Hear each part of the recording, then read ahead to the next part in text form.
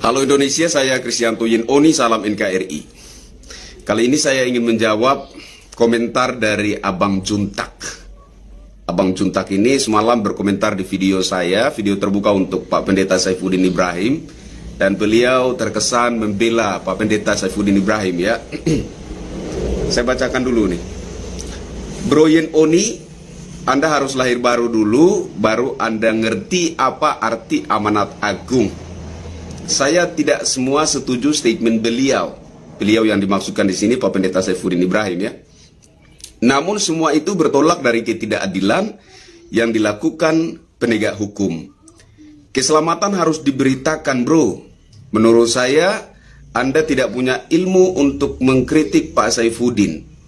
Saran saya, Anda harus belajar banyak, bro Oni. Mungkin pada Pendeta Mel Atok. Oke. Begini Abang Juntak. Yang pertama Anda katakan lahir baru. Bro Yin Oni, Anda harus lahir baru. Lahir baru yang Abang Juntak maksudkan ini seperti apa gitu ya? Lahir baru dalam artian harafiah yaitu dibaptis, atau lahir baru dalam artian batiniah? Ini juga perlu dijelaskan. Kalau lahir baru dalam artian harafiah yaitu baptisan air, Abang Juntak, saya 2 kali baptis ya. Pertama kali saya baptis di Kupang, Gereja Kemah Kesaksian Kupang, salah satu gereja yang terkenal di Kupang ya. Kemudian saya baptis yang kedua di Bogor ya. Kenapa saya baptis ulang? Karena ketika saya di Bogor, saya melihat ada saudara-saudara saya yang dibaptis. Saya lantas merasa bahwa ketika saya dibaptis pertama kali di Kupang, itu hanya ikut-ikutan gitu. Jadi kalau lahir baru yang Anda maksudkan dalam artian harafiah, yaitu baptisan air, saya 2 kali dibaptis. Umumnya orang Kristen itu kan 1 kali dibaptis, sebagai tanda, simbol bahwa orang itu sudah menyerahkan diri untuk lahir baru. Saya 2 kali ya. Terus yang kedua, Abang Juntak ini mengatakan Anda harus mengerti apa arti amanat agung. Amanat agung. Karena itu pergilah ke seluruh dunia, jadikanlah semua bangsa muridku, dan baptislah mereka dalam nama Bapa, Anak, dan Roh Kudus. Saya hafal di luar kepala ya. Saya hafal di luar kepala apa yang Anda maksudkan dengan amanat agung itu. Saya tidak semua setuju statement beliau, namun semua itu bertolak dari ketidakadilan yang dilakukan oleh penegak hukum. Loh, kalau ada rasa ketidakpuasan terhadap aparat penegak hukum, ya kritiknya ke aparat penegak hukum dong. Ya. Begitu Abang Junta. Bukan menyinggung agamanya yang sebelumnya dianutnya gitu. Itu salah sasaran, salah alamat, salah kaprah ya. Tidak seperti itu. Lagian begini ya, menurut pemahaman Kristen, jangan Anda membalas jahat dengan jahat. Ini kan kesannya membalas jahat dengan jahat.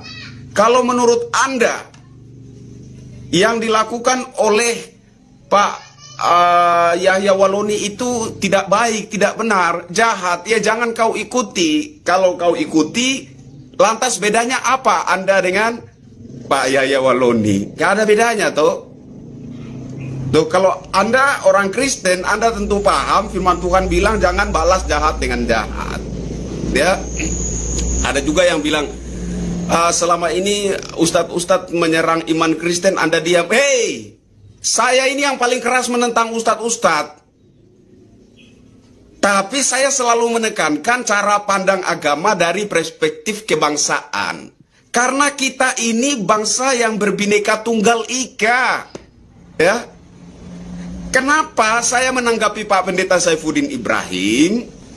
Karena cara seperti ini, cara beragama yang saling menyerang seperti ini jelas membangkitkan permusuhan sara.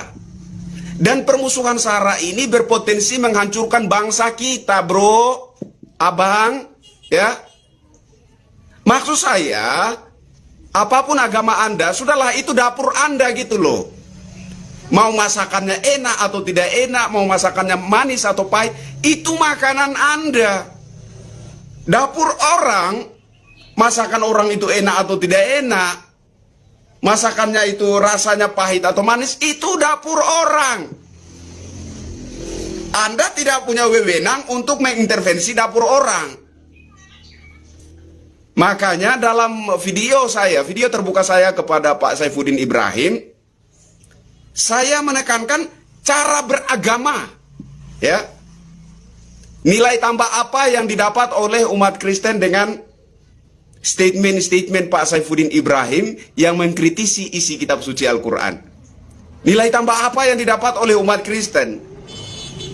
Iman umat Kristen semakin bertumbuh, orang Kristen menjadi lebih diberkati, menjadi semakin kaya raya, begitu? Atau orang Kristen dengan Pak Saifuddin Ibrahim itu mengkritisi isi kitab suci Al-Quran, orang Kristen akan semakin dekat dengan Sang Pencipta, seperti itu? Nggak ada, ya. Itu sama sekali tidak memberikan nilai tambah kepada iman Kristen. Justru membangkitkan permusuhan SARA, itu pasti.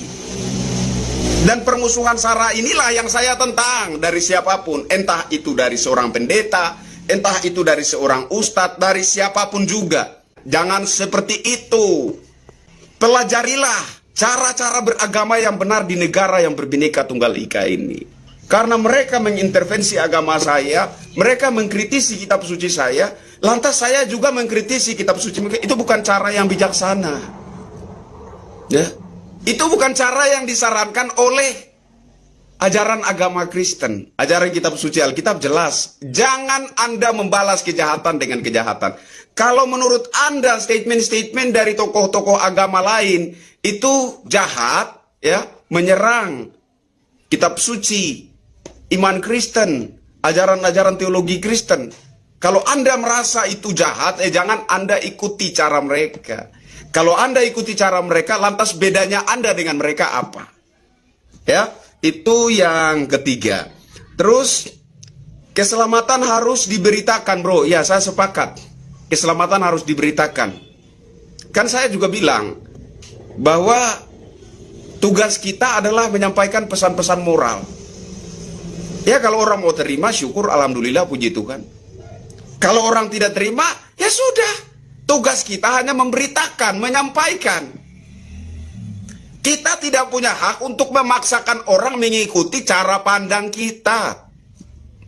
Kita tidak punya hak memaksakan orang untuk mengikuti pemahaman agama kita. Jadi keselamatan harus diberitakan, saya setuju. Statement saya untuk Pak Saifuddin Ibrahim, kalau Anda mendapat anugerah keselamatan dari Yang Maha Kuasa, itu milik Anda. Tidak bisa Anda bagikan itu kepada seseorang meskipun itu saudara kandungmu. Meskipun itu ayah dan ibu kandungmu. Nggak bisa Anda bagikan ke mereka.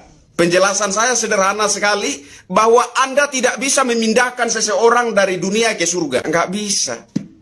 Kewajiban kita adalah memberitakan, menyampaikan pemahaman-pemahaman yang benar. Kalau diterima ya syukur, alhamdulillah, puji Tuhan. Kalau nggak diterima, sudah. Tugas kita hanya menyampaikan amanat agung. Tugas tokoh-tokoh agama adalah menyampaikan. Diterima syukur, tidak diterima tugasnya sudah selesai. Karena tugasnya menyampaikan. Begitu. Ya, Abang Juntak, saya sepakat bahwa keselamatan harus diberitakan. Tapi tugas kita adalah beritakan, bukan memaksa orang untuk mengikuti pemahaman kita. Dan kita tidak akan bisa memindahkan seseorang dari dunia ke surga. Begitu. Menurut saya Anda tidak punya ilmu untuk mengkritik Pak Saifuddin. Oke, Pak Saifuddin Ibrahim. Ilmu yang bagaimana? Pak Saifuddin Ibrahim ini kan latar belakang guru besar agama Islam. Jadi ilmu yang Abang Juntak maksudkan ini ilmu yang bagaimana? Ilmu tentang agama Islam? Menurut saya, ya semalam juga sudah saya singgung, setelah saya sudah berpindah agama, maka saya tidak berhak lagi untuk mengoreksi agama sebelumnya yang saya anut. Ya, tidak etis seperti itu. Itu cara beragama yang salah. Atau ilmu yang Abang Juntak maksudkan ini ilmu yang seperti apa? Ilmu pemahaman Alkitab? Aduh. Saya sebenarnya sudah rencana untuk ngomong ya secara vulgar ya, belak-belakan soal ini, tapi kemudian saya sadar kembali bahwa kalau saya ngomong tentang diri saya ini nantinya terkesan sombong gitu ya, terkesan menyombongkan diri. Jadi sudahlah. Ya, Abang Juntak, saya hanya mau sampaikan bahwa saya sudah keluar masuk 3 sekolah Alkitab. Dan saya sudah bolak-balik Alkitab. Saya kira cukup itu aja lah ya. Dan untuk mengkritisi orang-orang yang seperti ini, sebenarnya saya menanggapi Pak Saifuddin Ibrahim ini karena statement-statement beliau, cara beliau mencoba mengintervensi isi Al-Quran, kitab suci Al-Quran, ya, karena ini berpotensi membangkitkan permusuhan sara, ya, jadi saya lebih berfokus ke itu. Menjaga bangsa dan negara kita agar bangsa ini tidak hancur oleh permusuhan sara, seperti itu. Jadi ilmu seperti apa yang Abang Juntak ini maksudkan? Saran saya, Anda harus belajar banyak Bro Oni, mungkin dari Pendeta Mel Ato. Pendeta Mel Ato itu mantan preman.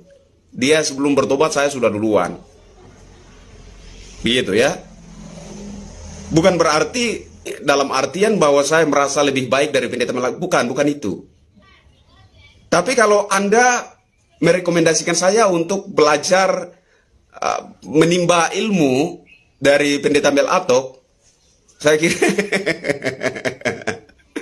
ya, saya termasuk salah satu yang suka dengan Pendeta Mel Ato, ya. Saya suka karena beliau itu dulunya nakal, ya. Termasuk salah satu anak nakal di Kupang, NTT. Tapi beliau merasa terpanggil, kemudian mengalami suatu perubahan hidup yang sangat drastis, ya.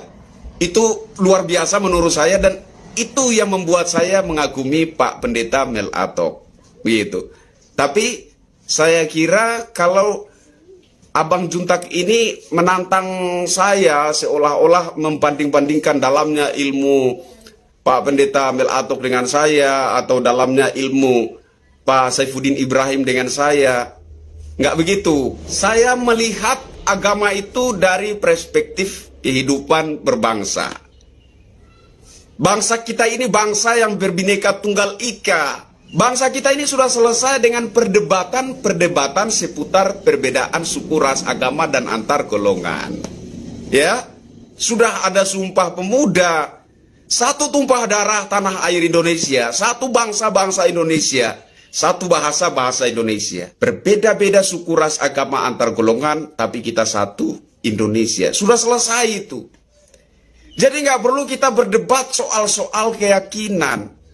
Nggak perlu kita berdebat soal-soal agama. Sudah, agamamu, agamamu, agamaku, agamaku. Marilah kita hidup sebagai saudara dalam kemanusiaan, dalam satu bangsa yang berbineka tunggal ika. Selesai. Intinya bahwa cara penyampaian Pendeta Saifuddin Ibrahim yang mengintervensi, mengoreksi, bahkan sampai meminta agar isi Quran itu, isi kitab suci Al-Quran itu direvisi, itu tidak memberikan nilai tambah apa-apa kepada iman Kristen, ya. Dan saya menanggapinya dari sudut pandang kebangsaan, bahwa kita ini, bangsa Indonesia ini berbineka tunggal ika, dan secara etika, moral, kehidupan berbangsa, cara-cara yang seperti itu tidak baik, tidak elok, dan jelas akan membangkitkan permusuhan sara. Dan permusuhan sara itu berpotensi menghancurkan bangsa ini. Itu yang saya tentang. Saya kira hanya itu. Saya Kristianto Yen Oni. Salam hormat buat semuanya. Terima kasih.